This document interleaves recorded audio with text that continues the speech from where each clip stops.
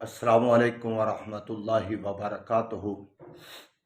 معزز سامعین و حضرات، میں آپ کے سامنے آج رزق کی فراوانی کے اسباب بیان کرنے لگا ہوں۔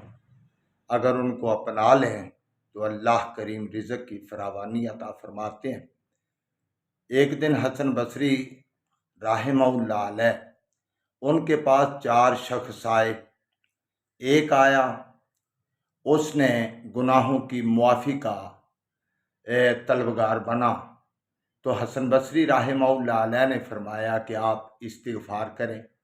دوسرے شخص نے غربت و افلاس کی شکایت کی، آپ نے فرمایا استغفار کریں۔ اور ایک آیا، اس نے کہا جی اللہ سے دعا کریں اللہ بیٹا عطا کر دے، تو ان کو بھی کہا استغفار کریں۔ اور چوتھا آیا، اس نے کہا جی اللہ سے التجا کریں، بہت زیادہ خشک سالی ہو گئی ہے تو دعا کریں، تو فرمایا کہ آپ استغفار کریں۔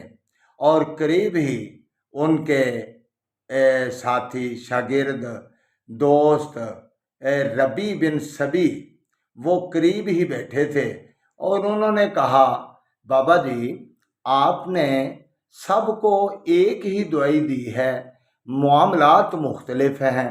تو بابا جی نے فرمایا، حسن بصری رحمہ اللہ علیہ نے فرمایا کہ بیٹے بات سنو، اللہ رب رحمان نے ان سب کا حل ایک آیت میں ہی بتا دیا ہے، استغفروا ربکم انہ کان غفارا یرسل السماء علیکم مدرارا وَيُمْدِدْكُمْ بِأَمْوَالٍ وَبَنِينَ وَيَجْعَلْ لَكُمْ جَنَّاتٍ وَيَجْعَلْ لَكُمْ انہارا۔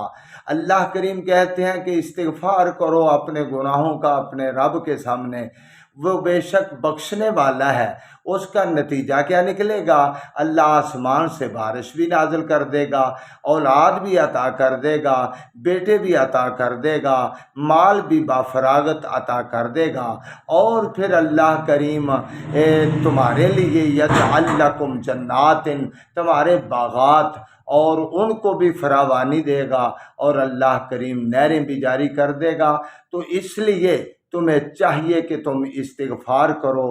اللہ مجھے اور آپ سب کو عمل بنائے۔ وآخر دعوانا ان الحمد للہ رب العالمین۔